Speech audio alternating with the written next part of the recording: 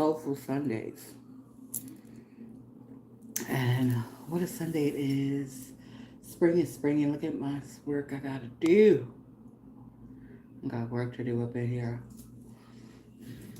My business has been whew, on my heart, on my mind every day. So, guess who's back? But we didn't come on here to talk about my business. We came on here to have Soulful Sunday and continue reading this book, Evolve Your Brain. I don't know if we're going to get through the first chapter. Oh,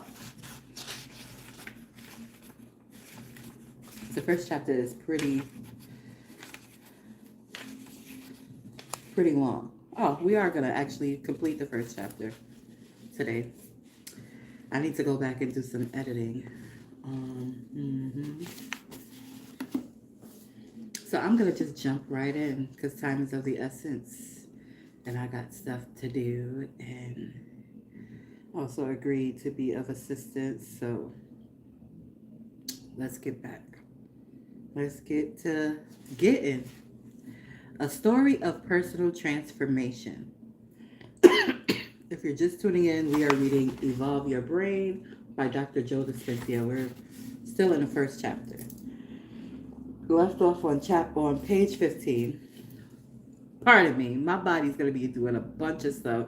I just finished chowing down some delectable chicken. And I have this amazing parfait right here with glazed walnuts and glazed pecans. My taste buds is doing some stuff and my belly is doing some stuff too, digesting this stuff. So bear with me. You might hear some burps and some some other gas. But luckily, you won't smell it. All right, let's jump back in. A story of personal transformation. I want to tell you a little bit about an experience I had 20 years ago that inspired me to investigate the power of the brain to alter our life. In 1986, how old were you in 1986? Were you born? You should only be on this channel if you were born during that time, or if you were alive during that time. If not, I don't know. This is not for children. In 1986, I was 23 years old. He was 23 already. He's 20 years older than me. I'm 50. Oh, no, I'm not 50 yet. I'm 43, so he's 63. Interesting. Okay, Dr. Joe. All right. Had opened up my own chiropractic practice in Southern California less than half a year earlier. What? Hold up. Wait a minute. 22 years old with your own chiropractic practice in Southern California? Wow. Wow. Already seeing more than a full patient load every week. My practice was in La Jolla, a hotbed of weekend warriors and world-class athletes who trained feverishly and took care of their bodies with the same fervor. I specialized in treating them. While still attending chiropractic college, I had studied sports medicine extensively in continuing education seminars. After I graduated, I found a niche and filled it. I was successful because I had a lot in common with those driven patients. I too was driven. Here it comes. Whew.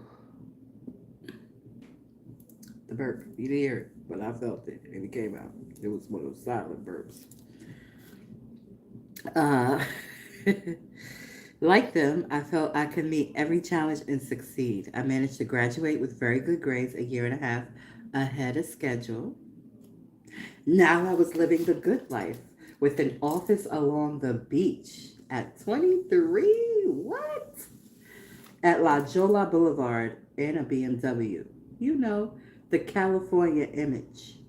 My life consisted of working, running, swimming, cycling, eating, and sleeping. The physical activities were part of a triathlon. Triathlon. That was a tongue twister training. The eating and sleeping was necessary, but often neglected functions. I could see the future spread in front of me like a banquet table, featuring one delicious choice after another. For the first 3 months of that year, I've been focused on a goal, a triathlon in Palm Springs on April 12th. Ain't today April 12th? See, this be the coincidences that be getting me. The race didn't start off well because twice as many entrants showed up than were expected. The organizers couldn't let everyone start at the same time. Instead, they split the field into two groups. By the time I arrived at the staging area to check in, one group was already standing calf deep in the lake, tugging at goggles and caps, getting ready to start. As one of the volunteers used a marker to put a number on my leg, I asked the race official when my group was scheduled to start. In maybe 20 minutes, he said. Before I even had a chance to say thanks, a starter gun went off across the lake. He looked at me and shrugged. Guess you're starting now. I couldn't believe it, but I recovered instantly, set up my gear in the transition area, and sprinted barefoot a half a mile around one end of the lake to get to the start. Though I was a few minutes behind the rest of my group, I was soon among the main pack and their tangled mass of churning limbs. As I stroked along, I had to remind myself that the race was against the clock, and we still had a long way to go. A mile later, I splashed through the shallows, every muscle taut and taxed from the exertion. I was feeling good mentally, and the bike portion of the race, in this case 26 miles, had always been my strength. I ran to the transition area and hopped into my riding shorts. In a few seconds, I was running with my bike towards the road. Within a few hundred yards, I was really clipping along, quickly passing a host of riders. I eased back into the seat to make myself as aerodynamic as possible and just churning my legs. Just kept churning my legs. My progress the first 10 miles was rapid and exhilarating. I seen the course map and knew that an upcoming turn was a bit tricky. We'd have to merge with vehicular traffic. I eyed the course spotter, gave the brakes a few short squeezes to scrub off some speed, and after I saw a volunteer waving me on, I shifted to the biggest gear, hoping to keep the momentum going. I was no more than 20 feet around the curve when something flashed in my periphery. The next thing I knew, I was flying, separated from my bike by a red SUV traveling at 55 miles per hour. The Bronco ate my bike, and then it tried to eat me. I landed squarely on my butt and then bounced and rolled uncontrollably. Thankfully, the driver of the vehicle realized something was wrong. When she stopped abruptly and jammed her brakes, I continued to roll almost 20 feet on the pavement. Amazingly, all this took place in about 2 seconds. As I laid on my back, listening to the sound of people screaming and a hornet's nest buzzing of bikes passing by, I could feel warm blood pooling inside my ribcage. I knew the acute pain I was feeling couldn't be from soft tissue injury like a sprain or a strain. Something was seriously wrong. I also knew that some of my skin and the road surface had traded places. My body's innate intelligence was beginning to take over as I surrendered into the pain. I lay on the ground trying to breathe steadily and stay calm. He scanned his whole body with his mind to get sure. Yeah. something that means like, okay, this is him telling a story about him. We have to be very mindful of the words and how we speak it, especially in these times. So I am stopping right here and saying, I'm sure those who are listening is aware that I'm reading about Dr. Joe's experience, not my experience ever at all. Although I can relate to recovering from a major injury, not as major as this injury that he's describing about himself. And yeah, that's where I'm just self-correcting, so to speak. All right, let's get back. He scanned his whole body with his mind, making sure his arms and legs were still present and movable. They were. After 20 minutes that seemed like 4 hours, an ambulance raised him to John F. Kennedy Hospital for evaluation. What he remembers most about the ambulance ride is that three technicians were futilely trying to find his veins for an IV drip. However, he was in shock.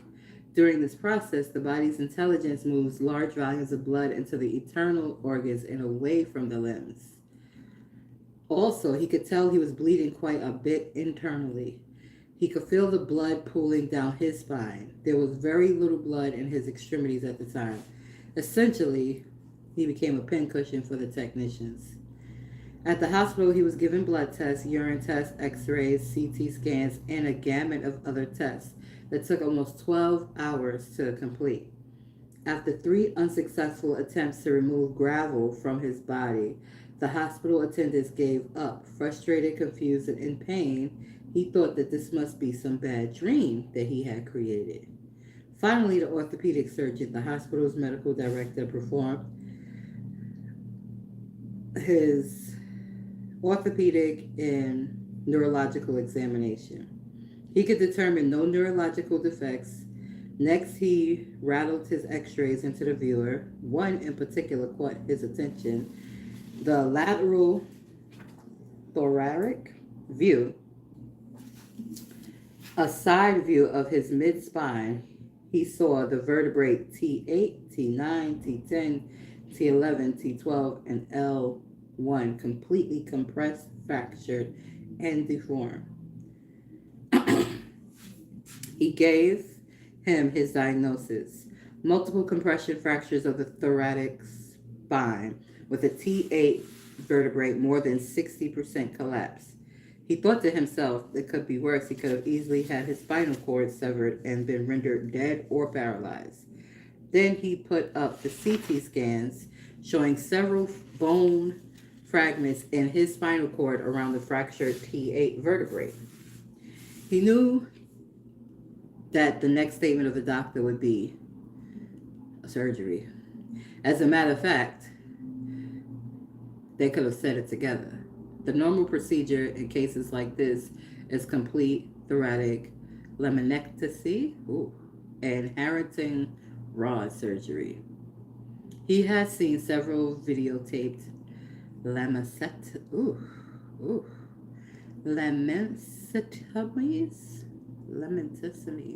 Oh gosh. Okay. We gonna have to go back and see what that word is. I'm gonna spell it for you guys because I feel like I'm butchering the heck out of it. LAMINECTOMIES. Laminocytomies. I still feel like I butchered it. So. Can you spell it again for you? Obviously, it's operation on the back. I ain't even gonna spell it no more. I'm gonna keep on going. Joe Dispenza had seen several videotapes of death per surgery performed in surgical settings. He knew it was a radical surgery in which all the very back parts of the vertebrae segments were sawed off and removed.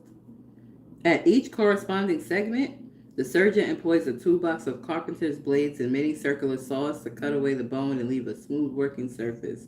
Next, the surgeon inserts the Harrington rods, which are orthopedic stainless steel devices. These attach with screws and clamps on both sides of the spinal column. Now I'm going to have to Google this thing and see what it'll look like, just out of curiosity. Orthopedic stainless steel devices. They attach with screws and clamps on both sides of the spinal column to stabilize the severe spinal fractures or abnormal curvatures that are a result of a trauma. Finally, new bone fragments are collected from scrapings of the hip bone, scrapings, and packed over the rods. Oh my gosh. Joe? Without reacting, he asked the doctor how long the rods would have to be in. 8 to 12 inches from the base of your neck to the base of your spine. Damn. Now, he didn't ask how long they had to be in. He asked how long they would be.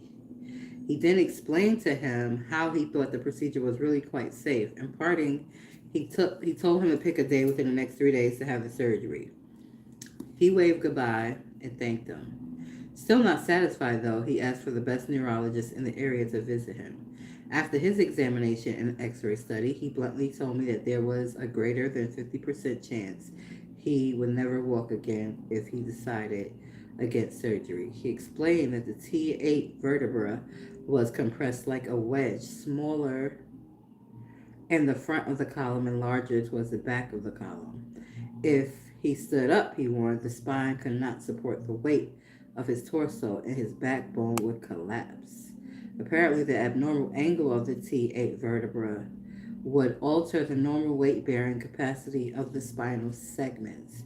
Although, to that specialist, the deformity created a structural imbalance that would cause the spinal bone fragments to move into the spinal cord and cause instant paralysis. The paralysis would manifest below the fracture of T8. He would be paralyzed from the chest down. Wow. The doctor asked that he had never heard of a patient in the United States opting against the surgery. He mentioned some other options that doctors in Europe had at their disposal, but he knew very little about them and couldn't recommend them. The next morning, through a fog of painkillers and sleeplessness, he realized he was still at the hospital. As he opened his eyes, he saw Dr. Paul Burns, his old roommate from chiropractor college, sitting right in front of him. Paul, who practiced in Honolulu, had received word of his condition. He left his practice to fly to San Diego, drove to Palm Springs, and was there for him when he awoke that morning. Paul and I decided that it would be better to transfer him by ambulance from Palm Springs to La Jolla Script Memorial Hospital so that he could be near his home in San Diego. The ride was long and painful. He stayed strapped in a gurney, and the ambulance tires transferring every imperfection in the road into a jolt of pain somewhere on his body. He felt helpless. How was he ever going to get through this? When he arrived in the hospital room, he was immediately introduced to the leading orthopedic surgeon in Southern California at that time. He was middle-aged, successful, good-looking, very credible, and sincere. He shook my hand and told me there was no time to spare. He looked into his eyes and said, "You have 24-degree collapse,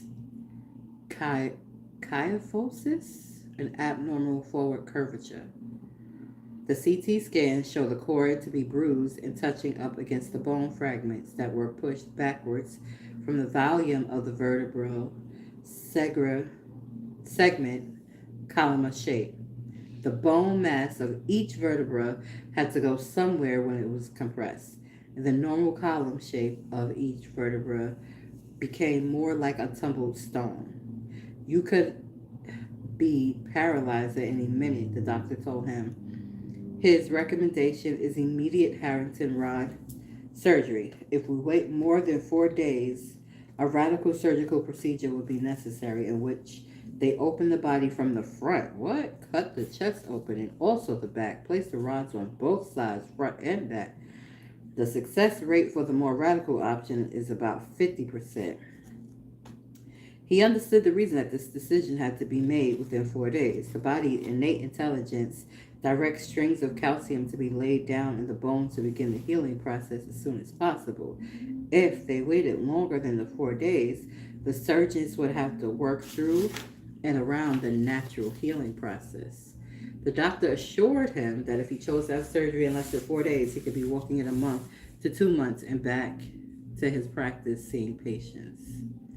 I am going to stop right there. And the reason why I'm going to stop right there, because I told you my body was going to be bodying, right? But I didn't really know how it was going to be bodying. I didn't know it was going to be like take a nap. It could be the itis from the digestion. Nonetheless, I must honor it. I must honor it. I must honor it and not push. Because I feel like I'm falling asleep just reading the goddamn own book. So, this Soulful Sunday will be cut short. And I'm not sure how next Soulful Sunday will be, to be honest with you, because I am getting to the end of my semester and there are lots of things that need to be done. And since it is my last semester, I'm also preparing for graduation, events, also spring cleaning, also business, logistics. So, when my body is like, take a nap, I don't argue. I'll be like, let me push you more. Let's see how far you can go. No, no, no. We friends. Me and my body is friends. I love it. I love it. I love my body. It said, let's take a nap. Okay. You gotta tell me twice. Let's take a nap. And yeah. So I will be back next week. I appreciate you guys tuning in. Whoever tunes in and checks out my Soulful Sunday, whoever actually watches it, the completion, because I know 20 minutes is short for a Soulful Sunday, okay? Soulful Sundays be at least an hour, sometimes more. But I'm working towards keeping it down to an hour and getting it more structured was the first word that came to mind, and organized. So be patient with me. I appreciate you all. You know, I'm gonna just bring my authentic self every time, all the time, everywhere I be, including here on this platform. What you see is what you get, and it's gonna be authentic in me all the time. So, again, thank you for tuning in. I'm gonna finish this snack and probably have one more piece of chicken before my nap and eat the rest when I get up later because it's that good. It really is that good.